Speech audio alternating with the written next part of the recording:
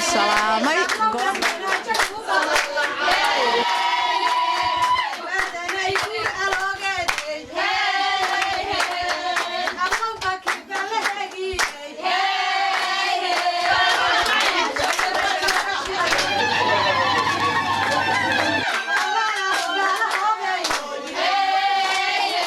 ablaha walaalahay ee reer Leicester iyo reer Luton dhamaantood everywhere iskaga yimiday ma sha Allah waan in salaamay salaanta islaamka nagu salaamay salaamu calaykum wa rahmatullaahi wa barakaatuh halkan waxaan iskugu imanay maxay ahayd in bulshada reer Awdal iyo maxay ahayd ismaamulka iyo Djibouti intaba ka soo jeeda waxaan iskugu imanay midnimadii maxay ahayd beelaha Samaroon ee Itoobiya iyo Soomaaliya iyo Djibouti kala degan soo dhaweyntoodii farxad lahayd dib inooga yar dhacday ayaan maanta xafladan tan aan iskugu imanay taasaan horta asiibayna marka ugu horeysa marka dambana waan falaqaynaynaa waxaan leeyahay midnimadaad ka dhawaajiseen ee ugaaskiina wadateen ee ma sha Allah midnimadaad ka dhawaajiseen ee iskugu timaadeen magaalada Awbarre ee gobolka Harawo ka tirsan waxaan leenahay guul ha noqoto insha Allah tii laga muddo dhaliyana ha noqoto midnimo waartana Allah ka dhigo anaguna nii soo ducaynayna qalbigaan nigaga farxnay ilaahay iidankii waxaan jecel lahay inaan biyo gacmahaaga lagaga dhargaay aan biyo gacmaheena kaga dharagno hadii ilaahay yiraahdo kuwi gacmaha isqabsada Allah inaga dhigo aamiin daha waxaan leeyahay ugaaska waa salaamaya salaadiinta waa salaamaya aqoon-yahanada waa salaamaya haldoorka Harawana waa salaamaya ka Awdal jooga waa salaamaya ka Djibouti jooga waa salaamaya Soomaali weyn oo dhan baan salaamaya salaan kashka iyo laabta ka soo goday ayaan u dirayaa ummadda Soomaaliyeedna waxaan leeyahay ilaahay meel kastoo joogaan khayr iyo barwaaqiyo bashbash Allah ku waaro Allah ku waarsiyo aamiin waxaan leeyahay alxamdulilaahi rabbil caalamiin waxaan leeyahay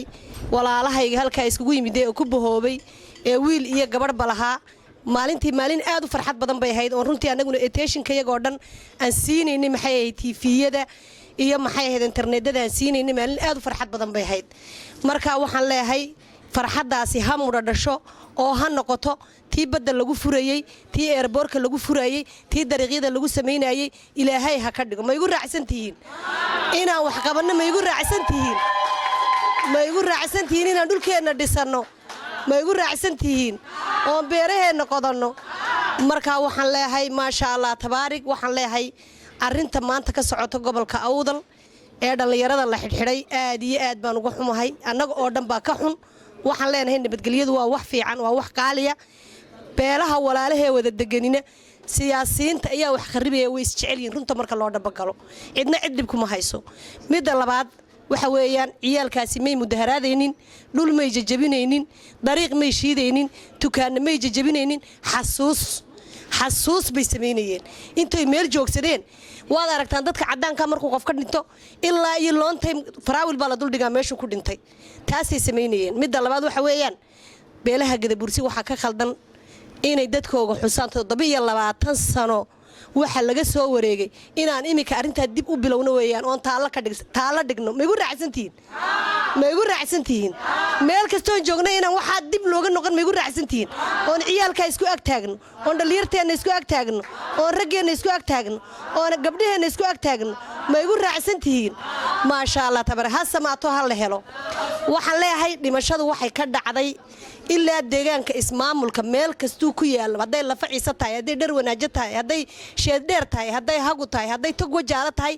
haday tahay ilaa hal furinta halkii laga soo galay kii sacwadayna waa la dilay kii hal iibgeysanayay waa la dilay ilaa loo yacad laga gaaray dhimashadu way sinayd ha kala badnaato dilay iyo boorma ku badnaato annagoon maanta cidna wax kaga doonaynin oo aan oranaynin wixii dhacay waa wix Ilaahay xaqiisa ka yimid wax shaydaan watay baa dadku waa dad walaala oo maxay ahayd wiil iyo gabadh iyo wiil iyo abtigiye haday dhacday oo ciyaalkaasi halka joogsadeen demay ahayn maanta maxay ahayd in dhibaato laga sameeyo oo la xidhxidho xarig horta rag baa loo sameeyay wax fiican bayna dhali doontaa baan u maleynaya xarigaas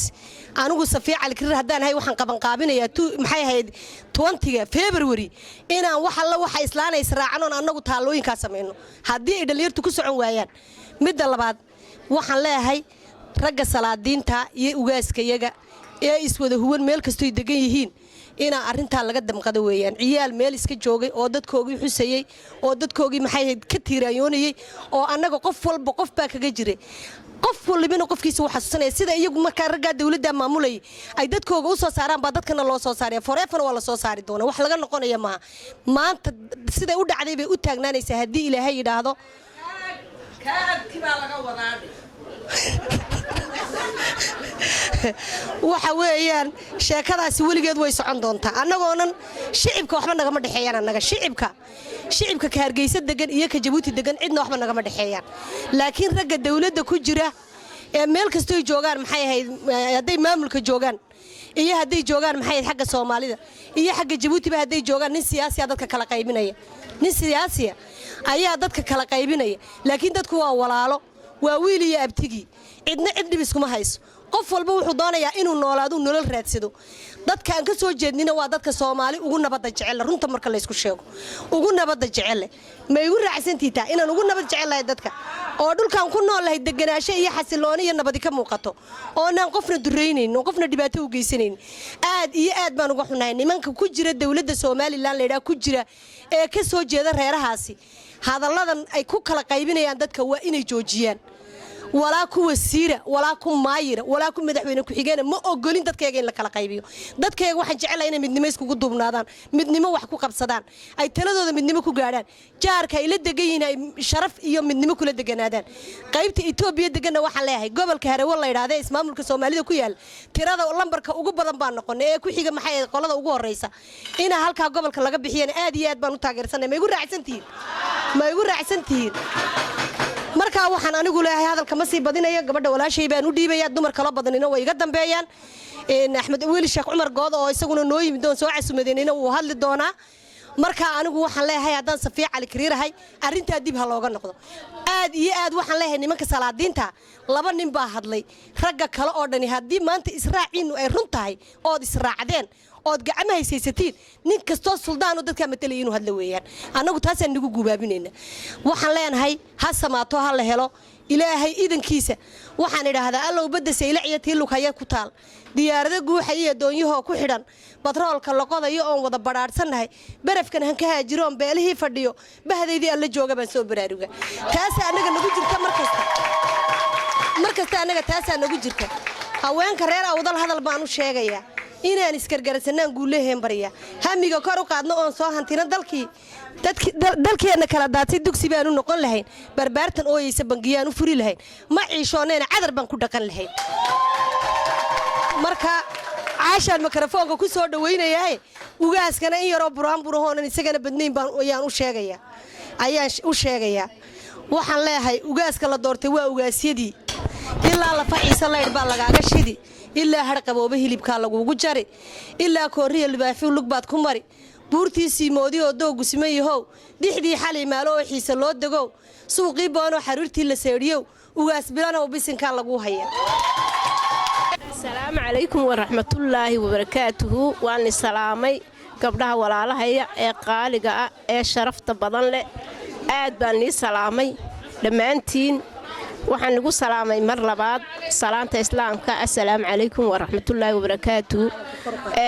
waad mahadsantihiin sida aad uga soo qayb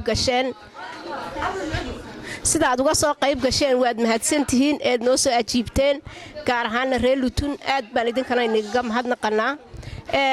aniga hadalkayga gabadhii walaashayd maasha Allah Safiya ayaa hadalkii qaada dhigtay macburaanbur ku dartay khayr Allah siiyo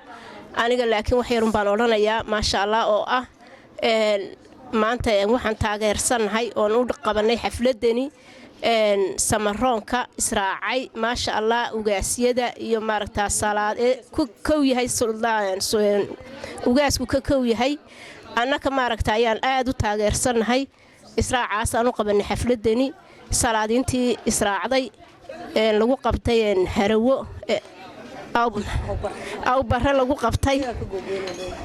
لقو قبتي أو برا آد بانو تاجرسن هاي وحلين هاي جوليستا هول يهيل بواني لا أكتاجن هاي واني لا أكتاجن هاي هو يهيل واني تاجرسن هاي سيدا ماركتا وحن شعل هاي سمرون ملك استوجوجو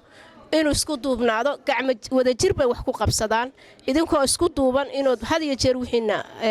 doonataan tafaraarq waxba ma taro waxba laguma helo aad baan annaguna ugu faraxsannahay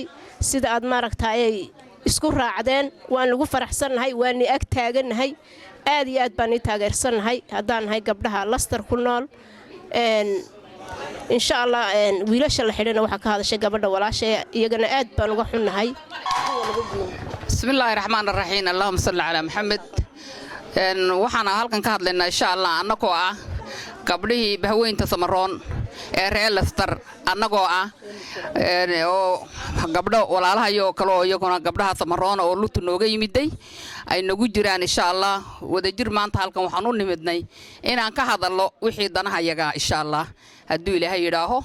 danaha yaga waxa weeyaan waxa ugu horeeya in maanta aan halkan iskugu nimidnay waxa weeyi inaan horta ayidno tolka iyo wadajirkiisii ay gacmaha isqabsadeen uu ugu horeeyo ugaaska beesha Samaroon ee abtirsiinta uu ah 19 ugaas soo ku saabtirsaday ugaasnimada 19 ma sha Allah waxaan tolka iyo aan maxay ahayd ku tahniideynayna ku hambalyeynayna jawaabta fiican ee kolkii ugu yeeray maxay ahayd shirka أو علامية سيدا دقدقة uga jawaabeen tolkayo iyagoo gacmaha haysta ayaan maanta ku tahniyadeena oo halkan iskugu nimidnay insha Allah waxaan leenahay Samaroonow maanta waa maalintii weeyaan wadajirka waa maalintii wax wada qabsashada waa maalintii wada dhalashada waa maalintii maxay hayday maanta waxa weeyaan isku jirkiina iyo wadajirkiina xad xoogiina iyo xoolihiina inaad midaysiin ahayd ee maanta ay ahayd maanta waa maalintii aan u dhiganay weeyaan maalintaan u dhiganay maanta weeyaan waxaan la hadlaynaa salaadiinta waxaan la hadlaynaa nimanka maxay aqoonyahanka waxaan la hadlaynaa dhalinyarta waxaan la hadlaynaa haweenka waxaan maanta codsanaynaa wadajirka lagu dhawaaqay ee habar Samaroon ina laga rumeeyo oo dib loo noqon oo haraw loo socdo oo insha Allah hadalka badin maayo haduu Ilaahay yiraaho waxa weeyaan waxa kaliya ee muhiimadda aan iskugu nimidnay maanta inaan ayidno waxa weeyaan wadajirka Samaroon insha Allah ilaahayna waxaan ka baryaynaa inuu Ilaahay noo adkeeyo wadajir bay wax gacmahu yaani wax ku wada gooyaan haduu Ilaahay yiraaho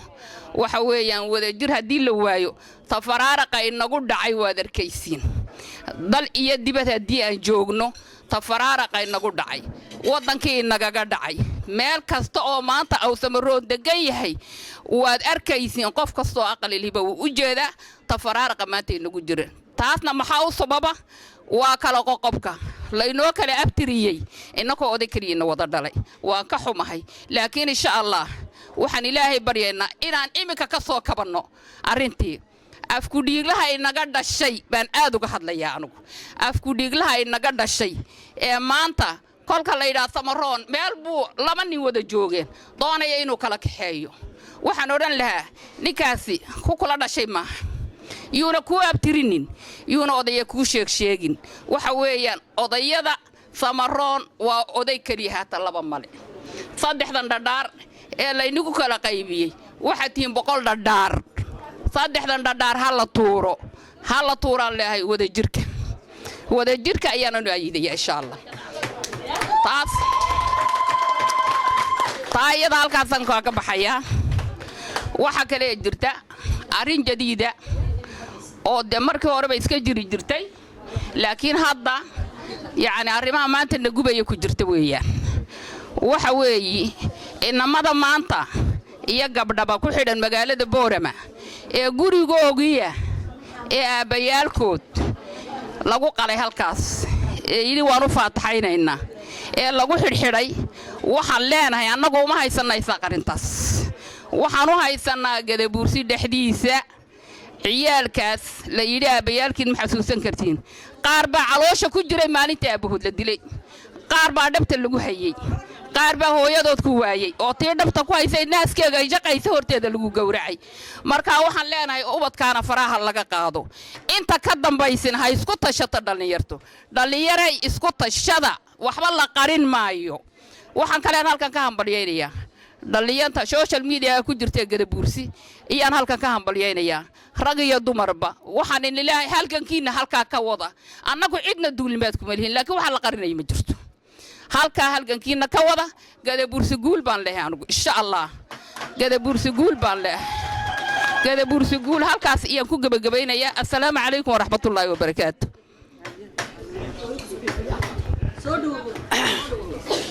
بسم الله الرحمن الرحيم أعوذ بالله من الشيطان الرجيم ولا حول ولا قوة إلا بالله توكل على الله كفيلا ولا حول ولا قوة إلا بالله هل كان وحنك السلام يا سمرون قدقيسة قول بان أرجينا يا وقاسك ولا الكي إيان سلام يا سلام كشك إيا الله بتكسوكو ديبانكو سلام يا quraanka boqolka afartan kan ku salaamaya inuu cimrigiisa ilaahay dheereeyo madaxiisa iyo magaciisaba alla noo raajo ilaahay cadawgiisa jabiyo cimrigiisana Allah dheereeyo waxaan ilaahay ka baryaynaa inuu guul iyo garabna siiyo inta kadib rooba dhibic la daad baa cabsi la carab gamaan baale kol haduu cagaar baxa dhul baa cuniyo si eeg leh daad baa cabsi la rooba dhibic la carab gamaan baale kol haduu cagaar baxa dhul baa cuniyo si eeg leh samaroon cadhooda cagiyo miisaan leh ما شاء الله ما شاء الله بسم الله الرحمن الرحيم اللهم صل على محمد سيدنا مولانا محمد دمان وحن سلامة يا مركو الرسول مدى المسلمين تعمل ولا تشوكتو بعد السلام وحن سلامة يا سمرون ويني waxaan leeyahay shirka ka dhacay aw bare waan taageeraynaa aad iyo aad baan ugu faraxsanahay dininayga qaado diirayo bogsaday dindinayga qaado diirayo bogsaday bay islaantiinanteedii ninka loo diiday la heshay marka waan ku faraxnay aad baan ugu faraxnay waana ku mabsuudnay qalbigaana nagu qaboobay idinkoo gacmaha is wada haysto oo jidka wada lugeynaya markaan aragnay lilma nagu soo joogsatay alxamdulillaah rabbil caalamiin baan leenahay shirka horta aad iyo aad baan u hambalyeynaa shirka aad iyo aad baan u hambalyeynaa shirka harawa ka dhacay waana taageeraynaa waana ku faraxsanahay waxa kale oo cambaaraynaa inamada dhalinyarta ee xasuusta maanta waalidiintoodii xabaal ku jira aan maalina laga simriyo iimaan la oran ee hadana lagu xidhay maxaad u xasuusateen lagu xidhay baan cambaaraynaa waxa kale oo cambaaraynaa odayaasha beerahoodii iyo dhulkoodii ay beeranayeen lagu xidhay ee lagu qabsadayna waan cambaaraynaa annaga labadu waa labadeedii gacmood waa labadeedii garab dibna midna lama rabno laakiin abtigay wuxuu shalay diiday maanta inuu igu dayana ma ogoli ma ogoli wuxuu diiday abtigay inuu maanta igu daya ma ogoli ya ma aha inaynu xasuusanno maanta Afrika 82 arrintu halkay taagneed inaynu dib ugu soo noqono ma aha maanta in hore loo socdaa fiican marka waxaan ilaahay idin rajeynayaa dhammaan in ilaahay guulina siiyo ummadda muslimiinta oo dhanba way dhibaataysanta ilaahay dhibaatada ka kor qaado bogooga ilaahay burcad isku wada mariyo dhammaan meel wala ay joogaan ba ilaahay bogooga burcad isku mariyo isfahmaan wax walban oo aana ka dhowbaa leed maanta ka koonfur jooga inaga waqooyi bay naga xiga walaalaynu nahay kuwa Itoobiya jooga maxaan ku leeyahay oromadu laynaysa waa dadkeeni kuwa maxaan ku leeyahay anfari laynaysa la dagaalamisa waa dadkeeni mid walba waan ka gubanaynaa waana dhibaya haddana in maanta adigana lagu waday adiguna ma jeclid waxana aduguba qaadina qeyrka doon ma jeclid marka ilaahay waxaan jeclay ummadda horta muslimiinta iyo Soomaalida dhamaanteed ilaahay bogooga bracada isku mariyo ilaahay ha isku sikhro inta isku dhowna rabbiga macmuud ha isku sikhro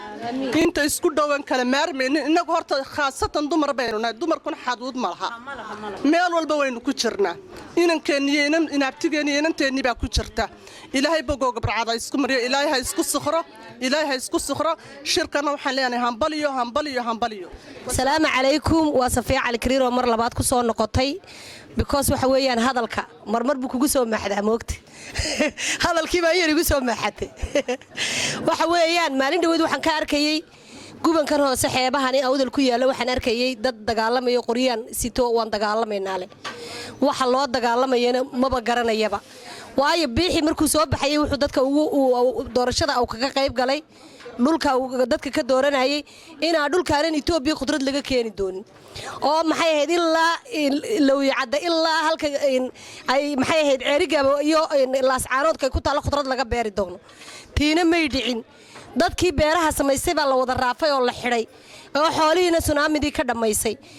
marka waxaan leeyahay walaalahayow hadalka maxay ahayd muxuu uga jeeday marka hore ma inuu soo bixin buu doonayay wixii inuu ka dhabeeyay Soomaa midda labaad nin meeshuu joogay xoolihii iyo geelii yaraa uu ku eeganayay ay ka dhamaadeen beer hadduu qoto 3 adhuudha ku rito ama cabad cambaa ku rito uga soo baxayso maxaa loogu diidaya war waxaan leeyahay dhulku weyn qaadaa wuu inaga badan yahay waxaan leeyahay ciisiga gadabursiyana qoriga la isku kiindhiibin waa inaad inigu naftiina ka fikirtiin iniga wada degan iniga isku dala iniga inaan iyo abtigiye dhulka wada qota xoolo ma jiraan xoolihii way inaga dhamaadeen meesha biyaro oo dhan is wada agdega maxay ahayd wada qota maxaad isku leeynaysiin maya way wada qodan karaan dadku way wada degan yihiin dadku way wada degan yihiin dhulkana way wada leeyihiin maya anu waxaan leeyahay annagu ingiriiskan ku nool oo jayna ku nool cid walba way ku nooshaa dhulkana ingiriis baa loo loogyahay yaa meesha degantahay cid kasta kula degi karto kugula noolaan karta marka waxaan leeyahay walaalahayga labada reer ee maanta dagaal baan isku xidhanaynaa leh dagaal annagu ma rabno dagaalka iska daayay qurba joogta laga cilaaminayo qurba joogay wax noo soo dir lagu leeyahay qurba joogtu way soo socotaa dhulkaasaan doonaynaa inaan beera ka qodano wax ka beerano carruurahayaga keeno qurba waxba ma yaalo waxaan leeyahay labada reer ee walaalaha ee isla degan ilaahay maslaxaad dhexdooda ha dhigo dagaal la looma baahna iska daaya waa waqti Afrika oo dhanba dagaal laga joojinayo dagaal dambe inuu dhulkan ka dhaca lama doonayo maskaxdiina taa u sheega gabdhaha qoriga sidii baan sheegayaa waan dagaalameynaa leh gabadhay walaashayay ninka qoriga ku dhiman waa ninkaaga markuu sokeeyo ta ku xigtana waxa weeyaan waa inakaaga ka ku xigtana waa abtiga ka ku xigtana waa adeerka colaadi waxba ku tari mayso ninkaagu hadduu dagaal u xidhxidho qaboojiyo waxaad ku tiraa dagaal waxba nooma soo sido ninka qurbaha jooga ee nigas qurbaha jooga ayaa iga kaxe isagaa ka goynaya dadka qurbaha joogaan u sheegaya bal yar aamusa please dadka qurbaha jooga dadka kicinaya ninka qurba joogi inankiisu jaamacad u diraya adigu inankaagu inaad wax barto maxaad u diidi kolku kuleeyahay dagaal tag inankiisa war jaamacad orada ku kala kuleeyahay iskuulka ku kala buu leeyahay dhul nabadoo calan ka taagan yahay buu joogaa marka waxa weeyaan adiguna ku fikir ilmahaaga inuu nabad ku daaqo oo dhulkani nabadi ka dhalato anagu qori ma doonayno dagaal lama doonayno ilaahay ka baqa ummadda dagaal iyo qori u taagano ummadda Soomaaliyeed ilaahayna waxaan wala barayay calankii buluuga ah ee shanta geesoodaha inuu ilaahay Soomaali oo dhan dhexdooda laga taago ilaahay u soo celiyo ha calanka buluuga baan anigu jecelahay in lagu soo celiyo salaam calaykum inta waan salaamay golahan halkan iskugu yimi hablaha Samaroon ee Leicester degan iyo kuwa Lutemba waxaan idin leeyahay salaam calaykum wa rahmatullaahi wa barakaat waxaan u malaynayaa hadal waa la dhameeyay dumar baan hadalka waa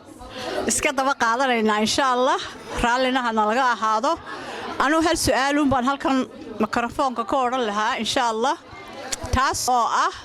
dawladdeeda Soomaaliland maalintii madaxweynaheega iyo madaxweyne ku xigeenka la dooranayay aad baan ugu sacabaturnay waxaanay ballan qaadeen oo kitaab jaamaca ku mareen inay dadka simaan oo ay wadanka dalka ka soo saaraan waxa ku duugan siiba ugu horeyso beeruhu ugu horeeyaan beerihii markii dadkii dhibaatadu ku dhacday ee ilaahay u keenay dabaysha ay sidaahdeen wax la soo baxa waa laga joojiyay dagaal waa lagu soo qaaday waxaan u malaynayaa waxaan su'aasha weydiinayaa anigu madaxdayada ma sha Allah madaxda Soomaaliland baa weydiinayaa shicibka maanta sida loo galayo ee qoryaha iskaga hor yimi ee qoryaha isku sitaa waxa weeyaan shicibkeedii soo doortay dhibaato aad u badan way qabeen wallahi wax gurmado loo sameeyayna maanaan arag habase ahaatee iyagu waxay siraadeen dhulkiina ku foorsada qota halkii laga dhexdhexaadin lahaa ama sharciyadooda loo hagaajin lahaa waxaan u aragnay ina qoryo la iskugu soo dhiibay waxa ka dambeeyana waa siyaasiyiinta dadka ma aha shicibka dhulka wada degan laakiin siyaasiyiinta weeyaan marka waxa weeyaan siyaasiyiintu wadankooga intay nabad ka ridi lahaayeen inay iska hor keenaan maaha oo qoryo la iskugu soo dhiibo khayraadka dhulkana inay iyagu u soo saaraan bay ahayd in la isku diro ama laga xayiro maalinta ay dhaqaaqaan ay siraadaan wax qabsada in laga xayiro oo la yiraahdo meeshaas waa xayiran tahay khalad baanu aragnaa marka anigu hadalkii sii dheerayn maayo laakiin waxaan ku soo gabagabeynayaa dadka masaakiinta ah waxa weeyaan ha loo naxariisto waa dadkii kursiga idinku fadhiisiyaan u malaynayaa ee la idin doortay kitaab jaamacana waxaad ugu marteen inaad simaysaan cadaalad ku simaysaan marka anagu waxa dadkaas idinka sugayaan weli cadaaladii iyo wax soo saarkii iyo inay dhulka nabad ku joogaan haddii aydaan waxba u tarayn waxaan odhan lahaa dhibaatada ha laga daayo iyo colaadda la dhex dhigay dadka isdhalay meeshay doonaan ba ahaatee Soomaaliland waa in yar waa in iswada dhashay in la iska hor keeno maaha wasiirka gudahana wasiirka arrimaha gudahana waxaan leenahay colaadda ha laga daayo dhulka wax soo saarka intii loo kordhin lahaa yaan qoryo la iskugu dhiibin wassalaamu calaykum waraxmatullaahi wabarakaatu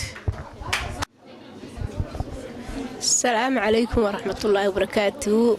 horta dhammaantiin mar labaad iyo mar saddexaad ba aad baad u salaamantiin waxaan u soo noqday halkan inuu ku soo dhaweeyo oo xafladan ku soo casuunay Axmed Weli Sheekh Cumar Gool oo qoraaya oo maaragta arrimaha siyaasadda had iyo jeer ka faalooda oo ku dhex jira ayaan ku soo casuunay anaan ku faraxsanahay insha Allah isaga ku soo dhaweynayaa oo siinayaa hadalkiisa soo dhaweey wad ma saddex caashan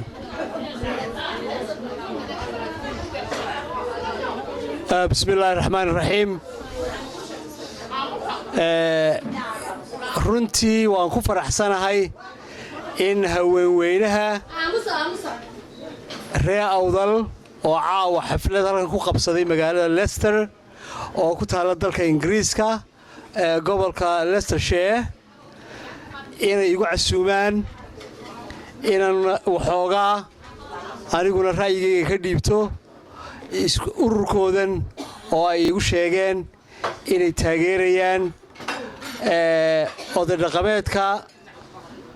midnimada gobollada awdal iyo salal ee uu hogaamiyo ugaaska beelaha samaroon ama gadabuursi ee cabdirashiid ugaas rooble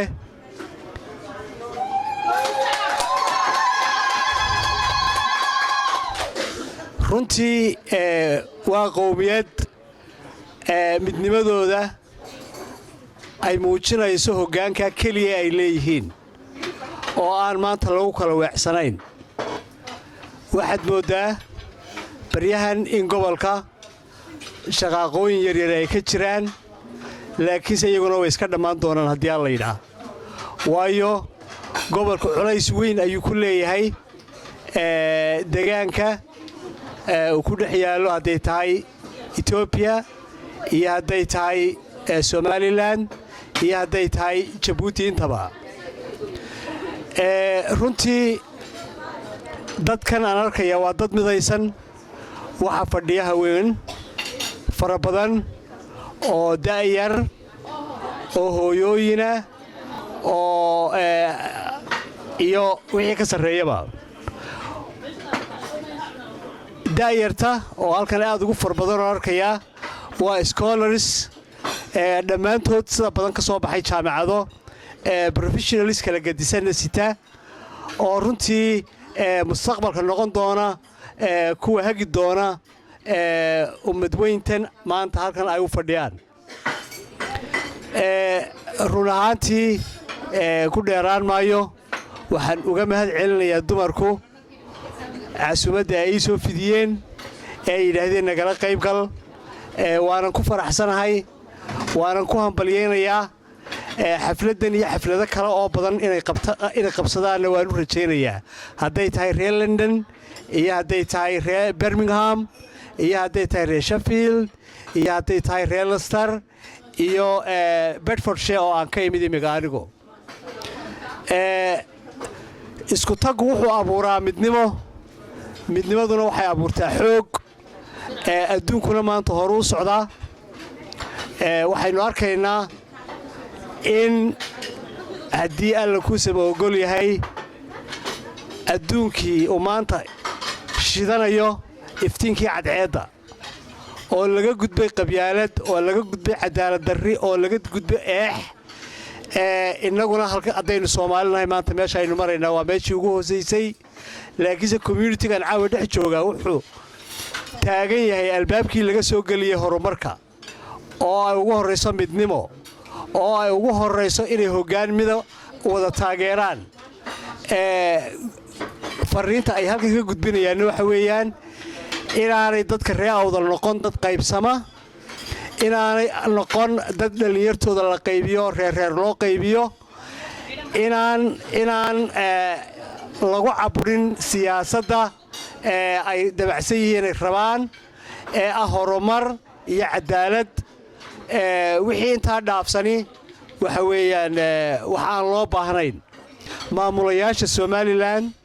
ama governorska somalilan na waxaan ka codsanaynaa inay sida ugu dhaqso badan u soo daayaan dhallinyarta xidhan oo meel kasta lagaga hadlayo haddii alla ku ogol yahay wixii cadaaladda waxyeelaya oo dhanna governorska waxaan rajaynayaa markaan governorska leeyahay waxa weeyaan madaxweynaha ugu sarreeya madaxweyne ku-xigeenka ku xiga wasiirada ayaa qaybka oo executive governmentkiya waxaa ku xiga agaasimayaasha iyo barasaabyada iyo dhammaanba wixii ay dadku tirsanayaan iyo xadguduba in laga ilaaliyo xaq bay u leeyihiin dadkuna waxa xaq loogu leeyahay inaanay wax nabadgelyo darro keena aanay la iman taasuna waxa weeyaan wada noolaashuhu sida uu ku fiicnaanayo dalkeenna waxaan u rajaynayaa iyo dadkeenna horumar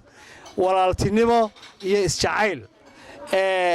u malayn maayo caawa dadka halkan jooga inay ku jiraan dad qabiil necab ama cid kale necab laakiin waxay jecel yihiin in guud ahaanba hadday somalilan tahay iyo hadday tahay etoobiya iyo hadday tahay jabuutiba in walaaltinimo lagu wada noolaado isjacayl lagu wada noolaado cadaalad lagu wada noolaado sida ugu wanaagsan loo wada noolaado kolley la waayi maayo cadho iyo cunuf iyo xanaaq la waayi maayo ha la ysku dulqaato wasalaamu calaykum waraxmatullaahi wabarakaatu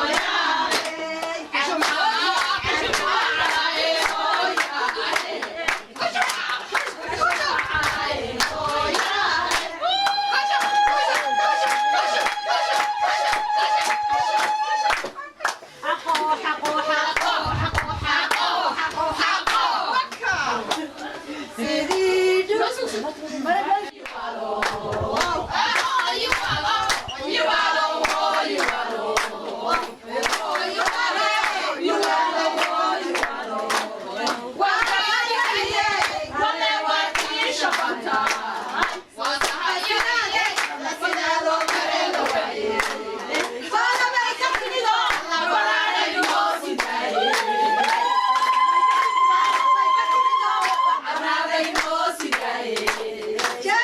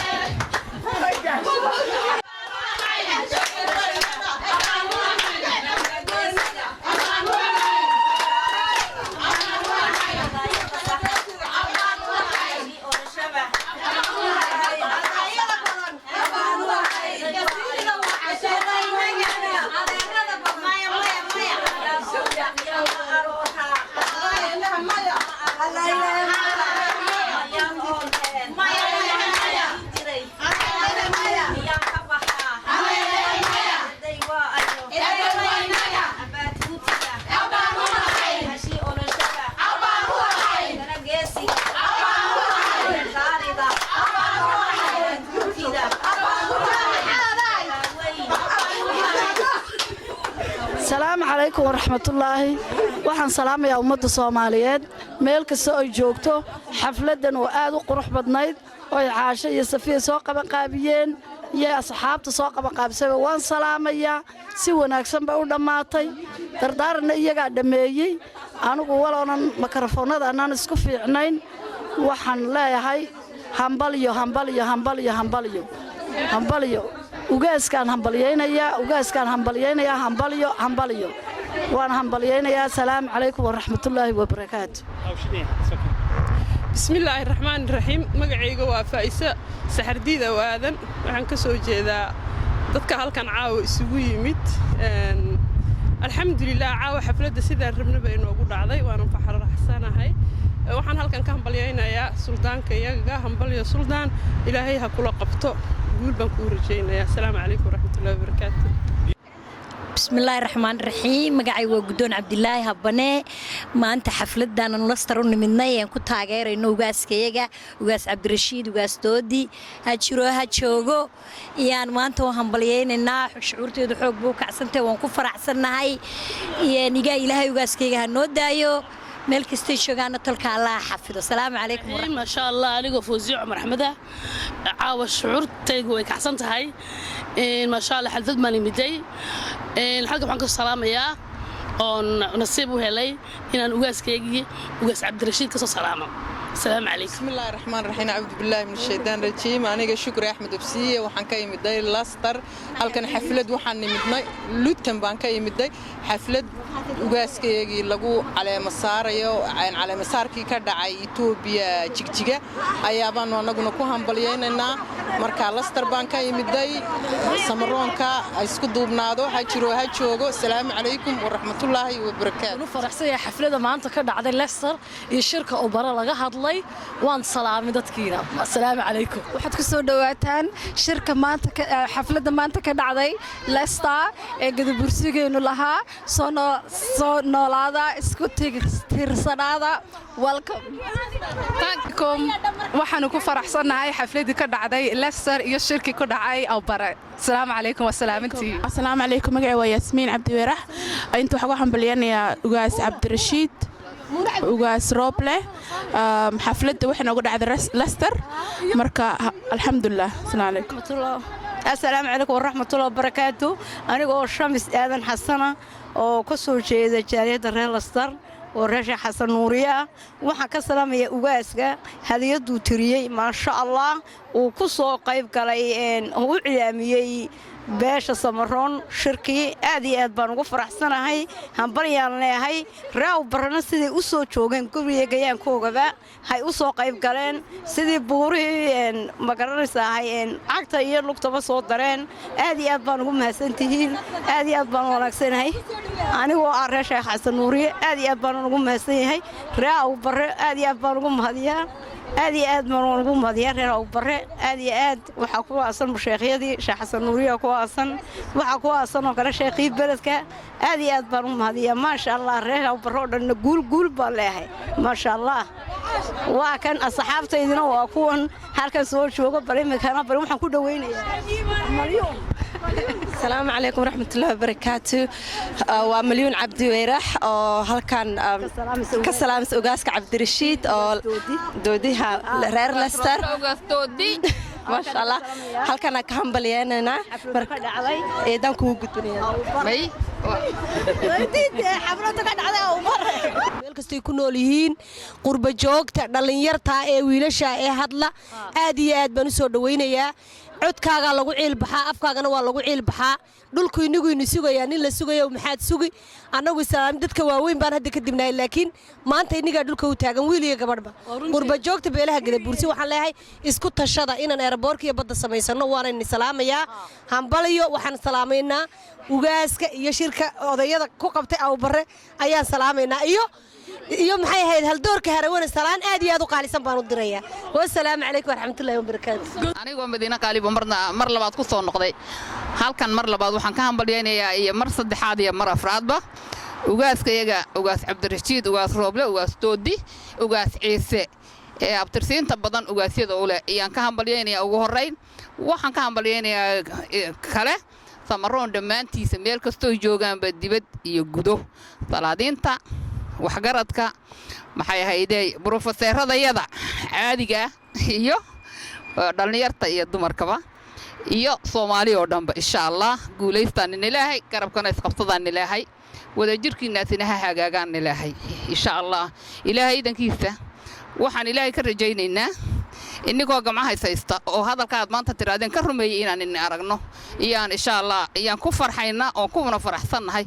hadda marka tiraadeen samaroon waan israacnay qalbiga iyagu si wanaagsan ayuu u degay ma sha Allah waxaan ilaahay ka rajaynaynaa inaad noo rumaysiin waxba nagu taagana waxa naga gooyay insha Allah waxaas wuxuu naga gooyaa inagoo ka rumeeyay wadajirkiina insha Allah haduu ilaahay yiraaho waan nii soo ducaynaynaa intayda dibadda joogtay inta dalka joogtana Allah xafido intayda dibadda joogtana noo soo duceeya qolada maxay ahayd insha Allah deegaanka wiilka naga caayay qolada dibaddana wax yar baan oran lahaa waxaan oran lahaa hadayna dibaddu jirin oo dadka dibadda jooga hadayna jirin ee maanta halkaad uga soo tirinaysay horta ma joogteen gobolka Awdal ma jireen because dawladku ma tirsano meel kalena wax uga ma yimaadin bad wax uga ma yimaadin bari wax uga ma yimaadin buur kale wax uga ma yimaadin batrool ma lihidina waxaad ku tiirsantiina maanta ay ku degan tahay Awdal waxa weeye maxay ahaydee dadka dibadda jooga ee qurba joogta aad leedihiin waxbay baabiinaysaa waxba ma baabiinayna annagu waxaan doonaynaa wanaagiina insha Allah waxaan doonaynaa cadaalad insha Allah cadaalad haddii aan helo wax alla wax kale haba yaraatee maxay ahaydeen naga maqnaan lahayd ma jirto insha Allah waxaan rajaynaynaa Soomaaliyeed inay cadaalad dib ugu soo noqoto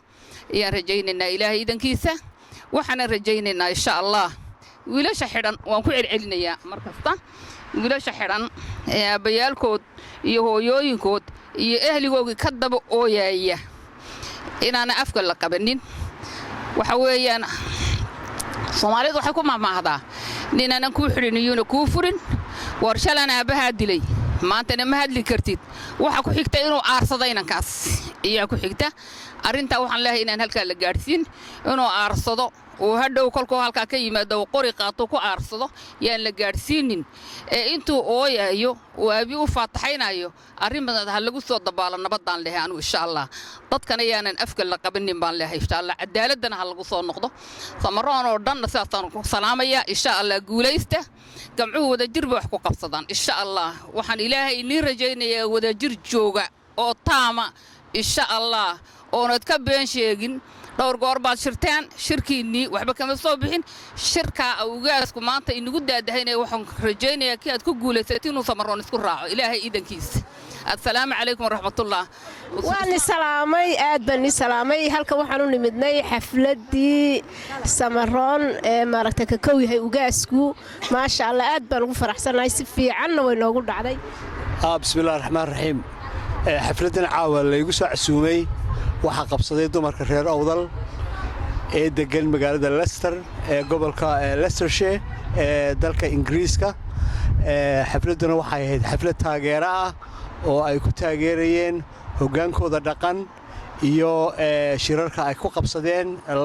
awbare iyo haddii la ku ogol yahay wadajirka ay u wada shaqaynayaan waxaanay ka turjumaysay xafladani inay dadkooda tusaan inay haddii ay yihiin reer Leicester oo Ingiriiska ah inay midaysan yihiin ummadoodana ay doonayaan inay midoobaan oo ay u midoobaan danahooda iyo horumarkooda iyo wadajirkooda iyo maxaa la yiraahdaa sidii ay ula saan qaadi lahaayeen siyaasadda cusub ee imiga ka curatay ee geeska Afrika oo runtii mid xadirkeeda leh u baahan in wadajir lagaga gudbo hadday degan yihiin dadkan gobolka Awdal ee Somaliland iyo hadday degan yihiin Ethiopia kilalka shanaad iyo hadday degan yihiin Djibouti iyo hadday Soomaalida kale dhulka kale Soomaaliyeed bay degan yihiin marka caawayto xafladu waxay isugu yimi da'yar gabdha ah oo aqoon leh oo professionals ah oo lawyers ah oo qaybaha kala disciplines kala gedisan bartay oo runtii indha furan oo doonaya inay dadkooda xaalkooda ogaadaan waxay wax ka qaban karaan ay ka qabtaan sidoo kale hooyooyin iyo waayeel kale oo fara badan ayaa isugu yimid marka xafladii waxay u dhacday si caaqibo leh oo aad iyo aad u wanaagsan si ballaadhan way u hadleen oo runtii aan dhibaato iyo ceebtoona lahayn waxaanay rajaynayaan haddii aan laydhaa inay dadkooda Soomaaliya jooga ama Somaliland jooga ama Ethiopia jooga inay cadaalad helaan inay nolol fiican bisi waxaan laga bilaabay nin baraka male